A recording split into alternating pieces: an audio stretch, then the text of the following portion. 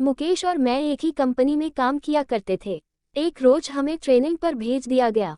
हमारी इससे पहले औपचारिक बातें ही हुआ करती थी, पर ट्रेनिंग पर हमें एक दूसरे को जानने का मौका मिला। हमें कमरे में एक साथ ही रुकना था। साथ रहकर हम आपस में काफी घुल मिल गए थे। अक्सर रात को मुझ पर से चादर हट जाती तो मुकेश मुझे चादर ओढ़ा दिया करता था। मैंने उससे पूछा, क्यों जागते रहते हो रात भर? मेरी तो आदत है करवट बदल बदल कर सोने की, चादर तो टिकती ही नहीं। मुकेश ने मेरी बात का कोई जवाब नहीं दिया। अगले दिन वो कुछ शांत नजर आने लगा। रात को सोते समय मुकेश ने जो मुझे बताया वो न केवल दिलचस्प था बल्कि कुछ ऐसा था जो मैंने ना तो कभी सुना ना ही कभी महसूस किया। ऐसा कम ही देखने को मिलता है। बात केवल विश्वास की रह जाती है। मुकेश ने कहना शुरू किया, आप शायद यकीन न करें 2003 का साल था। टीवी देखना, लाइब्रेरी जाना, दोस्तों से मिलना जुलना मेरी दिनचर्या बनी हुई थी। ऐसे में एक दिन मैं अपने दोस्त से मिलने उसके घर गया हुआ था। पता चला मेरे छोटे भाई दिनेश की तबीयत खराब है। मैं तुरंत घर को निकल पड़ा। वहां देखा परिवार के सभी लोग मौजूद हैं। दिनेश जोरों से चीख रहा है, जैसे उसे किसी तरह का दर्द हो रहा हो। उसकी हालत बिल्कुल भी देखने लायक नहीं थी। 3-4 लोग भी मिलकर उसे संभाल नहीं पा रहे थे। पिताजी ने कहा, इसे तुरंत डॉक्टर के पास ले चलते हैं, पर माँ ने मुझे चुप रहने का इशारा किया। दिनेश चीखता और बेहोश हो जाता। दिनेश की चीखें अब भयानक होने लगी थी। कोई उसका सर दबा रहा था, कोई उसकी छाती मल रहा था। नानी ने कहा, इसे पूजाघर में ले चलो। इतना सुनते ही दिनेश जोरों से चीखा। शायद ये बात उसे पसंद नहीं आई। उसे घसीटकर पूजाघर में लाना पड़ा। यहाँ वो और भी जोरों से चीखने लगा। उसे संभालना मुश्किल हो रहा था तो हमने उसे कुर्सी से बांध दिया। फिर नानी ने उससे प्रश्न किया, बता कौन है तू? सुनकर दिनेश गुस्से में भर गया। उसका सर और छाती अब भट्टी की तरह तपने लगे। उसे अब संभालना मुश्किल हो रहा था। नानी ने फिर कहा, बता कौन है तू? इस बार दिनेश ने गुस्से में अपने दांत पीस लिए। उन दांतों को किटकिटाने की आवाज मेरे कानों में दर्द करने लगी थी। उसके बदन की सारी हड्डियां कड़क रही थी। आखिर में उसने अपनी जबान बाहर निकाली जो काली पड़ चुकी थी। यकीन नहीं हो रहा था किसी इंसान की जबान खींचकर इतनी लंबी हो सकती है। नानी ने फिर अपनी बात को दोहराया, बता कौन है तू? कहाँ से आया है? इस बच्चे ने तेरा क्या बिगाड़ा है? जहाँ से भी तुम आए हो वहीं लौट जाओ। बदले में जो कुछ भी मांगोगे हम तुम्हें देंगे, लेकिन इस बच्चे को छोड़ दो। दिनेश ने अपना आपा खो दिया। वो उसी तरह कराहता, दांत पीसता, चीखता चिल्लाता और बेहोश हो जाता। होश में आने पर उसे संभालना मुश्किल हो जाता था। मुझसे ये सब देखा नहीं गया।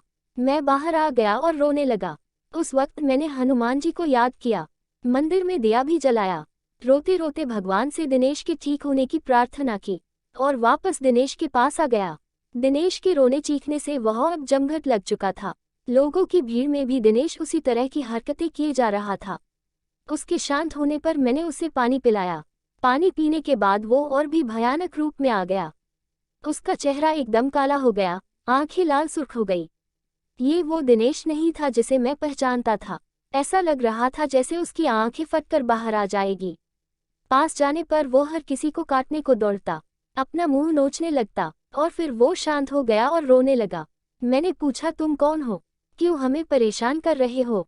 दिनेश ने मेरी तरफ ऐसे देखा जैसे मेरी जान ले लेगा। दिनेश कुछ देर तक मुझे घूरता रहा। वो दिनेश नहीं था, उसकी जगह किसी और ने ले ली थी। सबको बारी बारी घूरने के बाद उसकी आंखें अपने कोट में गोल गोल घूमने लगी। ऐसा नज़ारा जीवन में पहली बार ही देख रहा था, बल्कि मैं तो कहूँगा ये सब कुछ जीवन में पहली बार ही देख रहा था।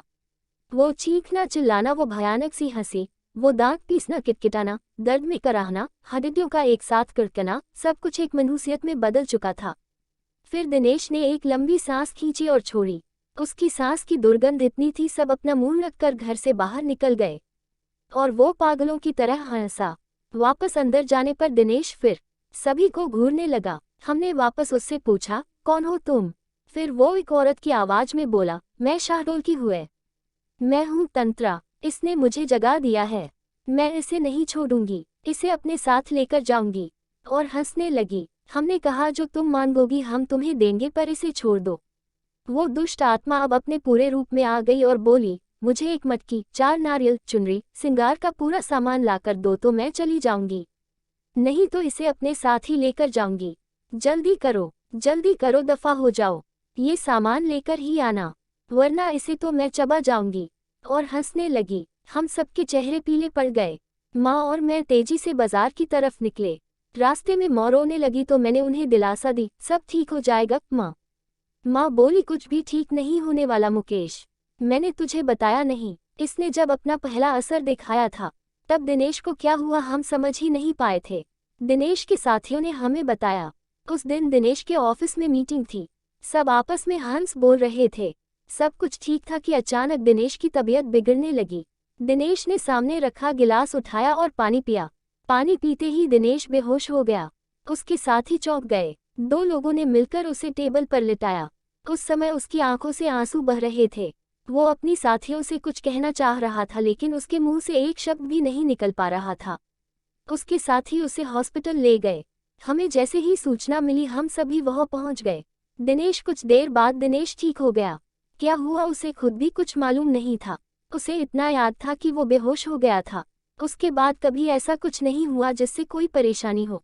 तुम ठीक कह रही हो माँ, उसके बाद भी कुछ हुआ जरूर था। क्या मतलब? माँ बोली, मतलब ये माँ, पिछली बार जब मैं छुट्टियों में घर आया था उस रात मैं कमरे में सो रहा था। रात के 3 बजे का समय था।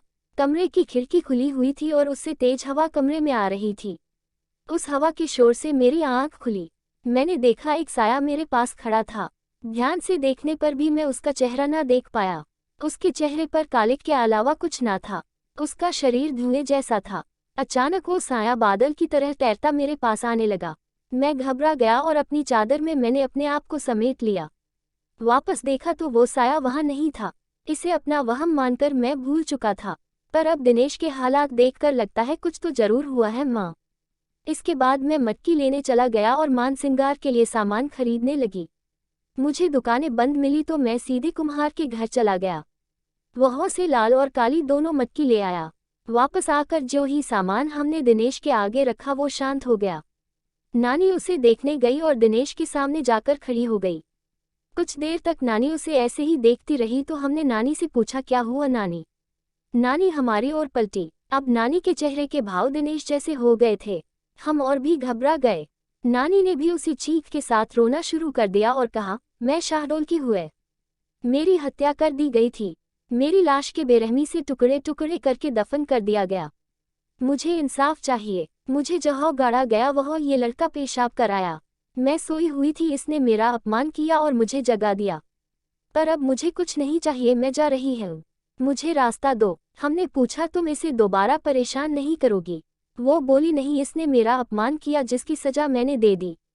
अब मुझे जाने दो। और नानी बेहोश होकर गिर गई। हमने नानी को संभाला। इतनी देर में दिनेश भी सामान्य हो चुका था। हमने दिनेश को भी कुर्सी से खोल दिया। फिर कुछ दिन और बीते। दिनेश को काम के लिए भोपाल जाना पड़ा। दिनेश और ऑफिस के कुछ लोग होटल में रुके। होटल में आधी रात को लोगों ने शिकायत की वह कमरे से रोने की आवाजें आ रही हैं। होटल कर्मी ने जाकर देखा तो वो आवाजें दिनेश के कमरे से आ रही थी। कमरा अंदर से बंद था, तो होटल कर्मी ने दूसरी चाबी से कमरे का दरवाजा खोला। सामने दिनेश था, होटल की चादर में पूरा लिपटा हुआ और जमीन से 2 फुट ऊपर हवा में उसका शरीर तैर रहा था। उसके मुंह से अजीब अजीब आवाजें आ रही थी। इस भयानक नज़ारे को देखकर उन लोगों के दिल दहल गए। कुछ लोग तो भाग खड़े हुए। बाकी लोगों ने दिनेश को पकड़ा तो वो चीख पड़ा और चिल्लाने लगा। लोगों ने पुलिस को फोन कर दिया। शांतिभंग के आरोप में पुलिस दिनेश को ले गई। उसके साथियों ने उसे छुड़ाया।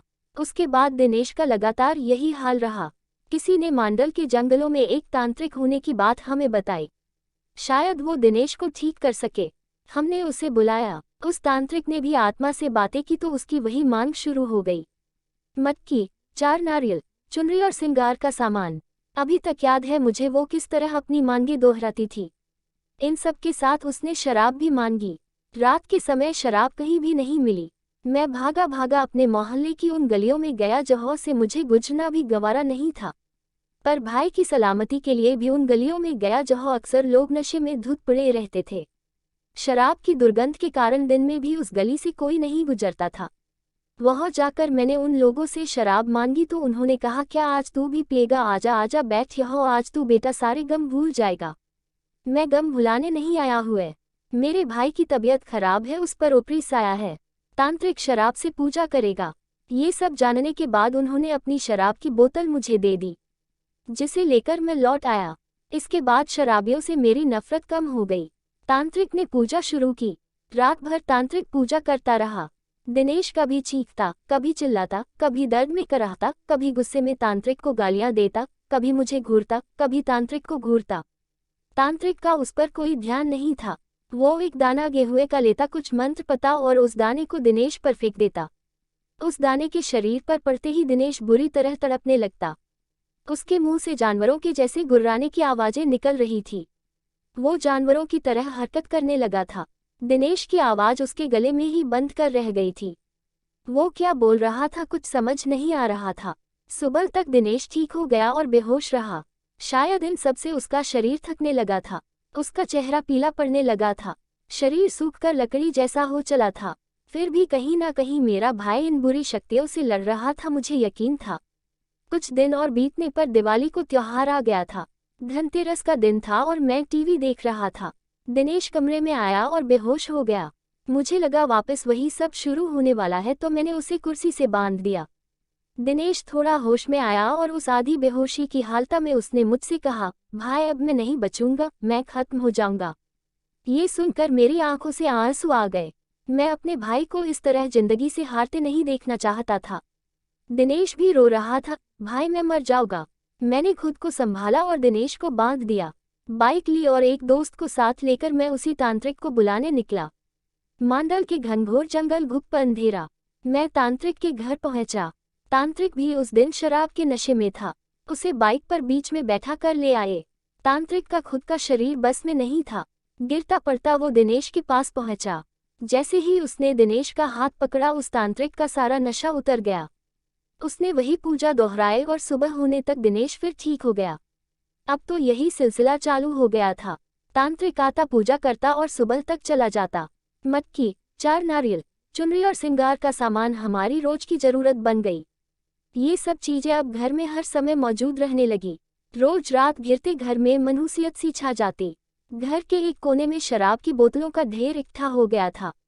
ऐसा कोई मंदिर नहीं बचा, कोई मस्जिद नहीं बची जहां दिनेश का इलाज नहीं करवाया। अंत में किसी ने कलकत्ता के काली मंदिर जाने का सुझाव दिया। वहां जाकर दिनेश का इलाज कराया। यह भी उसकी वही मांग जारी थी, मटकी, 4 नारियल, चुनरी और श्रृंगार के सामान की। पर पुजारी ने साथ साथ कुछ नींबू, लौंग और कफन भी मंगवा लिया।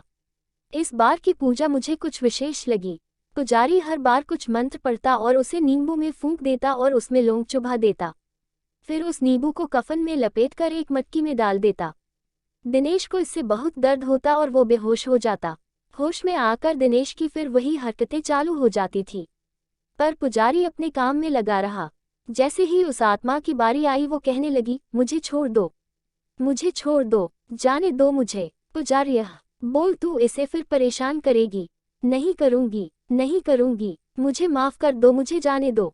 पुजारी, क्यों परेशान कर रही है इस बच्चे को? पीछा छोड़ इस बच्चे का, वापस जा, लौट जा जहां से भी तू आई है। पुजारी ने ऐसा 8 से 10 बार किया और तंत्रा को भी उसने कैद कर लिया। अंत में पुजारी ने वो मटकी हमें दी और कहा, इस बच्चे के अंदर दुष्ट आत्माओं ने डेरा जमा लिया था। सारी आत्माओं को इस मटकी में कैद कर दिया है।